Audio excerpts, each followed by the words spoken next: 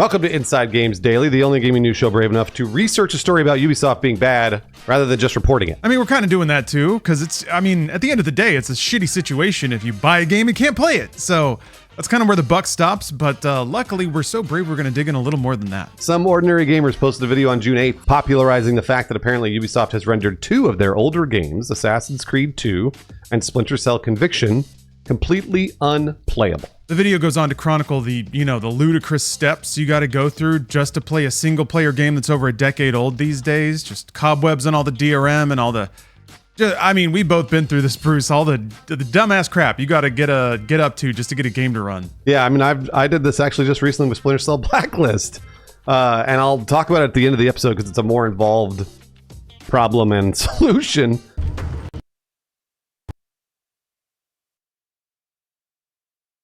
I tried to throw the body and it crashed. But regardless, I shouldn't have to do that. It's like a game that Steam and Ubisoft are actively selling and promoting, and then I download the game and try and play it and it doesn't work. So yeah, in this situation, there's a brand new problem, it seems, for both Assassin's Creed 2 and Splinter Cell Conviction. It seems like some kind of online DRM check has started failing, or did start failing. It resulted in an error message in both games that reads game.startup.awaiting first OSI connection with exclamation points, and then it just won't let you start a new single-player campaign. Okay. Accordingly, the recent Steam reviews for both products are laced with negative reviews.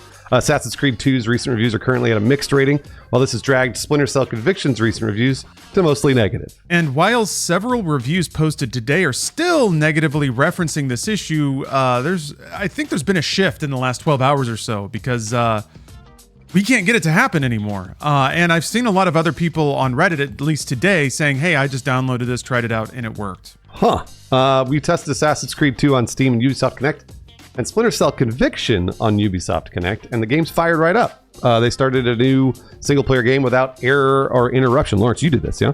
Yeah. It galled me a bit to have to buy those games again twice, but I did it.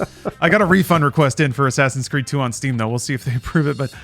they even synced my save from Ubisoft Connect to the Steam version of the game in between me testing, so that was a weird moment of something actually working as opposed to trying to find an error, which I was unable to replicate. Quick note, though, it's dumb as hell that you just can't buy Splinter Cell Conviction individually on Steam. It's only available as part of the Echelon edition, which costs $40 and includes 3 other games. Now, weirdly, Lawrence, this was 9 months ago, I saw that Steam was doing a Splinter Cell sale for I think it was 4 Splinter Cells or 5 for $5. So I bought them all. And then I will tell you my experience with launching just the very first one. I was like, well, I'll play Blacklist. And it didn't work. But regardless, I bought it way back when Steam was promoting it for $5. And I was like, cool, I have never played Splinter Cell. And it didn't work for me. So. Oh man, that just reminded me, I forgot to put on my Sam Fishers. You have Sam Fishers? Oh, these bad boys. There we go. Okay.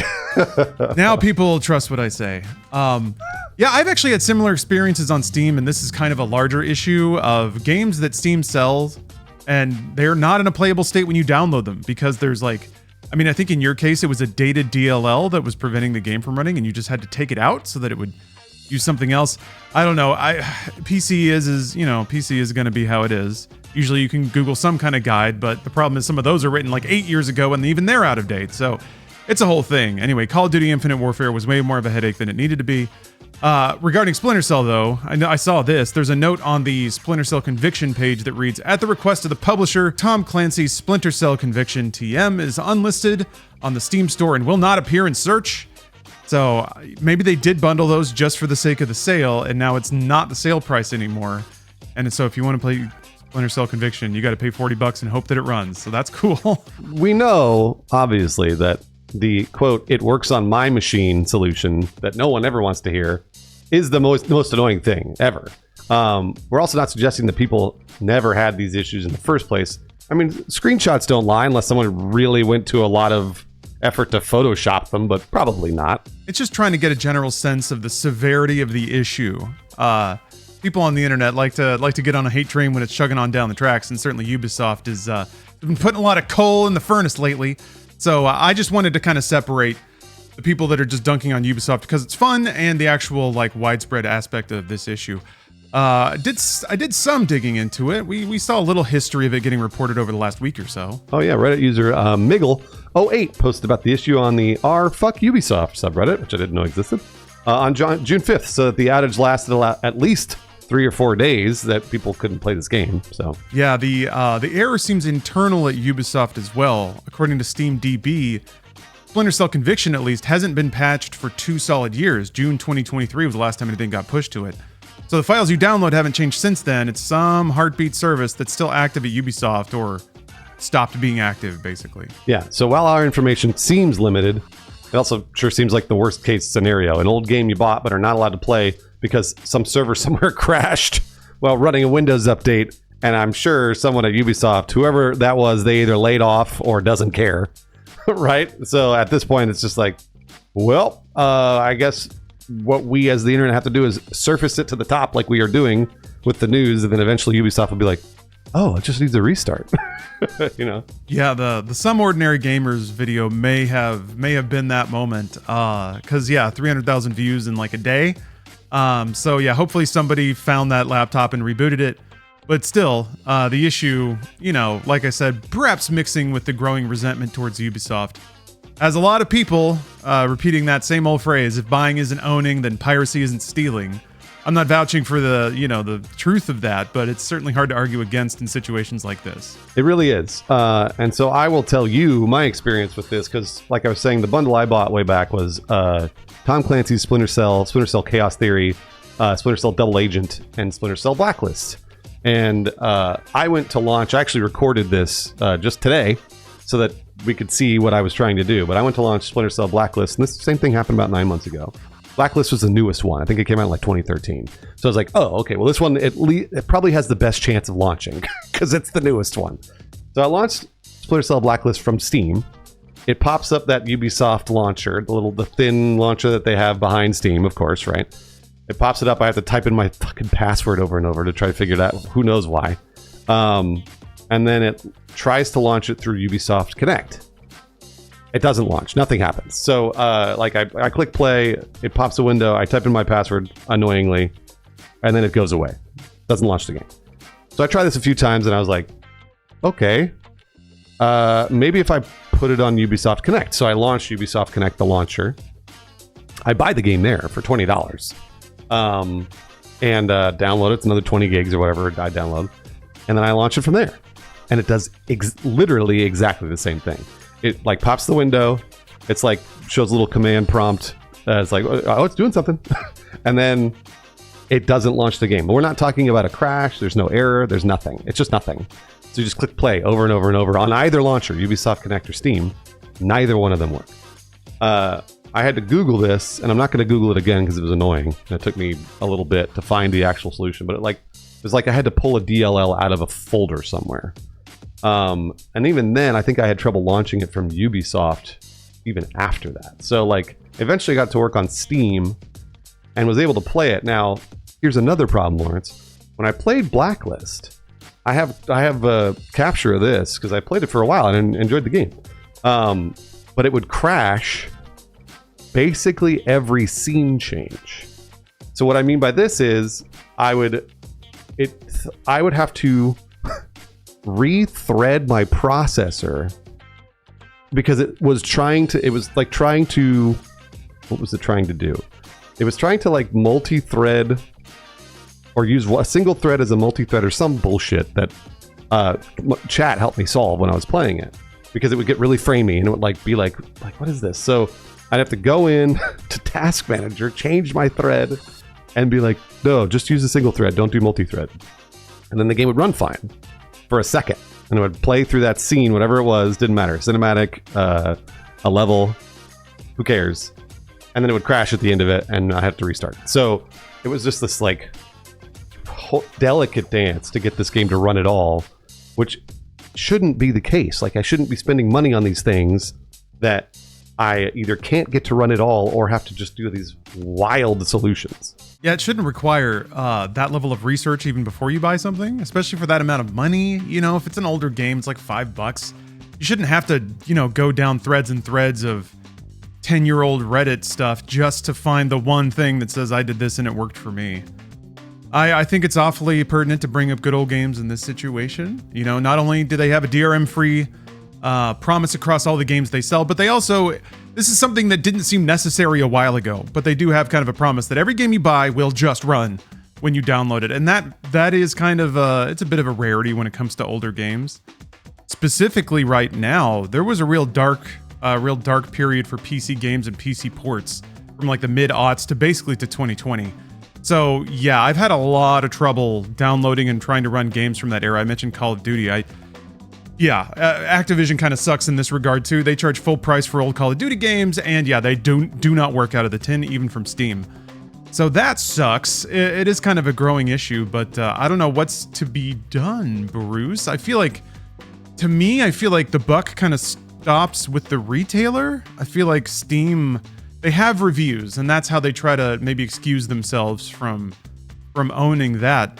But if they sell you a game that just won't run because of the file manifest that comes down from their servers, that's something that they ought to delist, or like, I don't know, put a note on or something like that. But barring that, yeah, Ubisoft ought to fix it too. So it's like, I don't know, Steam should be the check, but Ubisoft shouldn't force them into that position. You're absolutely right. And I hold everybody at fault for this. I hold Steam at fault for this. I hold Ubisoft. I mean, hilariously, again, it doesn't even launch through Ubisoft Store. So it's like, so I was like, well, maybe it'll run through Ubisoft Store because it doesn't run through Steam. No, they're both, it's all broken. And I think maybe the issue is we expect better from these big publishers. That, you know, like if it's an indie game from 15 years ago, all right, sure. Like it doesn't launch, no big deal. I'll Google the problem, I get it. But if it's an Activision game or a Ubisoft game, then I guess I might expect a little more from these billion-dollar companies, that there is one or two people at those companies working on this thing that's like, well, you know, like, hey, if we're going to sell this game, then we should probably check that it runs on most machines. Yeah, or at least leave some reasonable investment in whatever online services it requires to run to stay up, or better yet, patch them out. Because it's not like that's going to generate a lot of legacy money, which is also why they probably don't put a lot of people on keeping those games up to date or playable. So it's, you know, when it's all for profit, suddenly it all comes into view, which sucks. But that's when, unfortunately, we have to lean on the PC community, as we always have, to like chronicle this stuff. PC Gaming Wiki is might as well be bookmarked for me based on some of the games that I play and the effort in getting them running. I don't mean to prematurely conclude anything, but I do feel like I got to bring up, it did work today, and it worked about as well as I would have expected. They all ran fine. I had to adjust some like graphics options, but I mean, Splinter Cell Blacklist, I bumped it right up to 4K. It was running fine. I wouldn't have expected that. So it's kind of an interesting divergence between, you know, the reality that I believe, which is the last few days these games just didn't work, and what I saw today, which is I put down $5 and got a very playable, decent looking, decent running PC game from a decade plus. That's great. It didn't run for me at all today. So, you know, like it. Oh, the other Splinter Cell, right? Not this one. Blacklist didn't run. Yeah. So I think we were talking about in this story, we're talking about Conviction, and Conviction. I don't have wasn't able to test, but Blacklist, the newest Splinter Cell game, does not run. And I don't know. I don't think my experience is unique. I think that is a thing that a lot of people have experienced, having tried to run this over the years for Blacklist. So, and that's not. I don't necessarily know if it's DRM related. It's probably just, you know, some patch or who knows what. But it just goes to show that Ubisoft is not maintaining these. They don't care, and they're still selling them. Yeah, the issue's still out there, and it's more widespread, I think, because like, it's kind of in the old school era of games problems where you have this one problem playing your game and you can go online and yell about it, but who cares about a 15-year-old game every other day?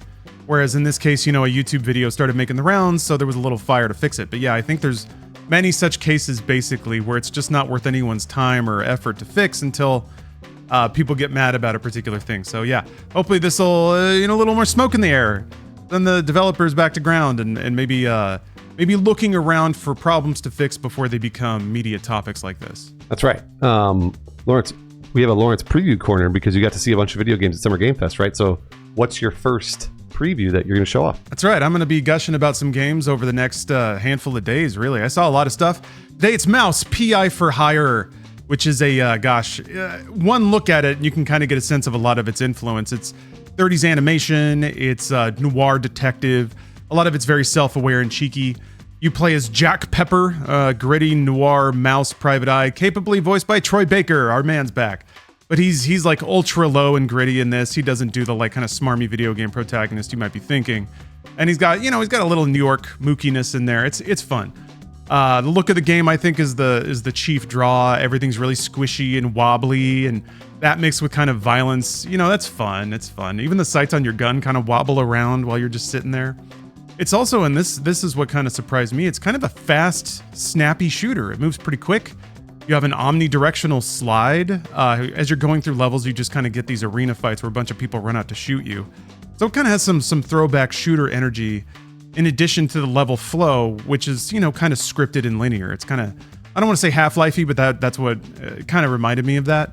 In the demo level that I saw was a hands-off demo, so I just got to ask a few questions and watch a presentation, but our hero, Jack Pepper, was trying to find his way through a crowded opera house.